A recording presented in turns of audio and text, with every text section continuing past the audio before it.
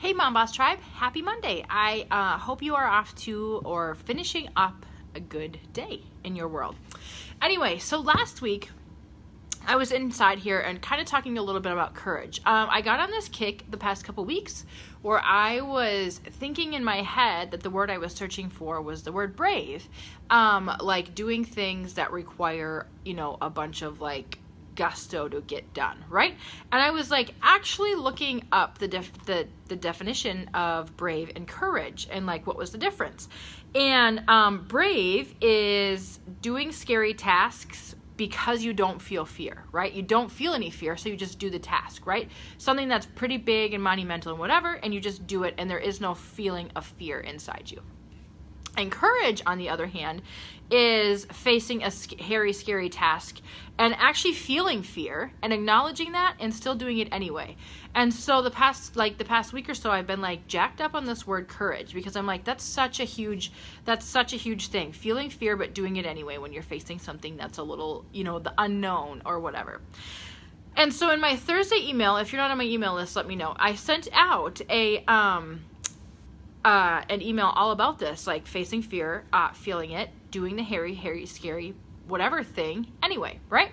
And Cheryl, you came back with something really, really awesome, and it was this is basically what this whole Facebook Live is about, is surrounding yourself with people that encourage you. And courage is obviously in the word courage, right? So that was something that kind of got me thinking a little bit, because I think, obviously this group is called the Mom Boss Tribe, which is awesome.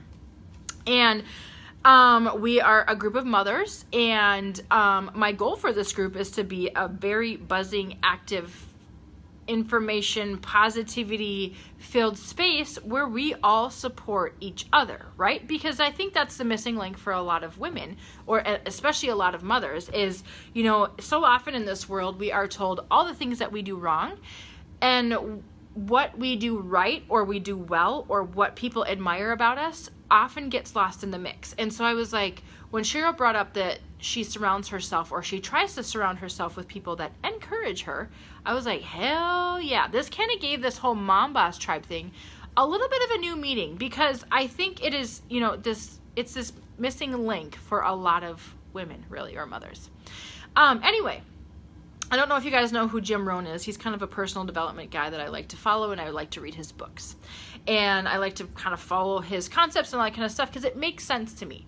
And he has actually said, this is interesting, but it kind of piggybacks off all of this stuff. You are the average of the 5 people that you spend the most time with. And that's kind of an awesome thing, or it could be a gut check, depending on who those 5 are. And it probably, maybe, if you stop and think about it, it probably doesn't surprise you just too much. When you're yep, I kind of probably operate like those 5 people, or think the same as those 5 people, or whatnot. And I mean, that makes sense, right? If these are the people that we spend the most time with, obviously we have a lot of similarities amongst ourselves. But it also makes you think, are these 5 people encouraging me? Are they making me better?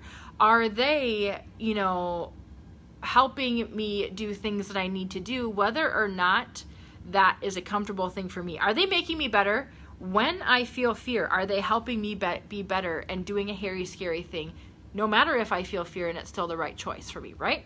Are they supporting me along the way? And maybe that's just a listening ear, and maybe it is just being a listening ear, and that's a huge deal. And maybe that supporting and listening ear is an ear that happens without the need to judge alongside of it, right? It's kind of a big deal because, I think for a lot of us, we can be really, really great listeners. And this is true for me. I don't know if it's true for you. I can be a great listener, but I can also find myself listening with the need to respond instead of just listening to listen, right? Just to let somebody talk, right? No judgment. Obviously, I just touched on that. I think that's a huge deal in all of this. Who are the people in our tribe that are encouraging us with a no judgment type mindset, friendship, relationship type thing, right? I mean, we all probably have ways that we would do things and maybe they're different than somebody else and how they would do them. And that judgment is kind of it's almost like a gut check default reaction. It's kind of actually hard to control, but sometimes we just have to back off and be like, they know what they're doing. I'm going to trust that it happens, and I'm going to reserve the judgment for another day. And if it all doesn't go well, I guess we're going to have to chat about it, but it doesn't have to be in a judgy fashion, right? Positivity. Are the people in your tribe, are the 5 people that you spend the most time with, or the people that are in your circle, your tribe, are they positive? Or are they draining you, right? Are they draining you for a variety of reasons? I think that we can spend time with people that appear positive, but also there's like this energy suck that comes outside of it, or whatever, that we just need to keep an eye on a little bit. Are those people in your tribe real? It's one thing to have a conversation with a friend who is like, you're almost like guarding what you say because you know that you can't quite be yourself around that person. Or are the people, can you call, your tribe up in the middle of the night when you're having a shitstorm and just be like, here's what's happening. I just need you to either talk, listen, help me, whatever, right? And they're going to just be like, yeah, cool, and just roll with it. And you don't have to feel like you have to edit yourself to be in that tribe or that relationship, right? You don't have to censor yourself just too much. I would tell you that I probably wouldn't have been able to say what I just said 15 years ago or so. I would have thought that was a load of crap. Basically, I'm not going to lie to you. And I was the judgy person. I was the person that had an answer instead of the person that needed to listen maybe a little bit more. And I probably wasn't super positive, and realistic or real probably didn't fit my nature either. And let me tell you a little bit about how it feels to live in that space. I would say it was there's some lesson learning that needed to happen for me, right? I think when we're all a little bit younger, we kind of feel like we have the world by the tail, and we do, and that's cool, and we can, but they're also, I feel like when you're young, you just haven't learned a whole bunch of lessons that you need to learn yet, right? And all that kind of stuff. And sometimes it just takes time. For me, it took time and aging to learn those lessons, and a variety of other ways. And for some other people, they're just maybe wired a little bit differently, and that's cool. So anyway, I can tell you that when I was at my judgiest, and when I was at my less positive than I am now, and when I was at my probably like a yucky time in my life, I felt like I pretty much didn't relate to anybody, that I was kind of like the afterthought of, maybe the group that I was in, or the one that didn't fit but didn't quite fit, all that kind of stuff. I felt like I was the biggest one in the group, and looking back at that now, I just feel like that's such an insecurity, and it's such a crutch to fall back on that kind of stuff. But that's how I felt at the time. I was gossip central. I like to talk smack about people, and I feel like hell for that now, but I'm not gonna lie, that was part of my life. And it's not a fun place to be, because that place that you're living in that stage, or for me personally, was like there's no ever really like upside, right? Your potential when you're that person is not very much. I mean, you're not a hireable person. You're not necessarily a person that a lot of people want to be around. You probably don't even want to be around yourself a lot of the time, because you are so, negative or judgy or whatever.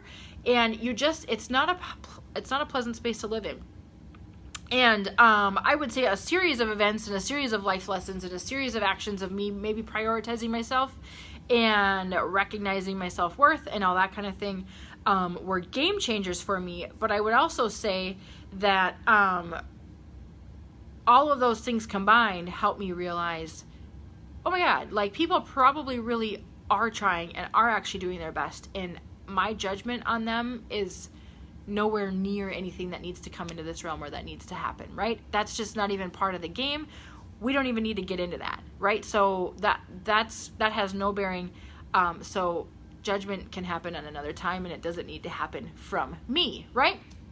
I would tell you that yes, I am probably naturally a little bit more pessimistic, but I'm also able to use that in my favor. I am generally a positive person. But but I'm also a realist. So I don't know, it's kind of a funky skill.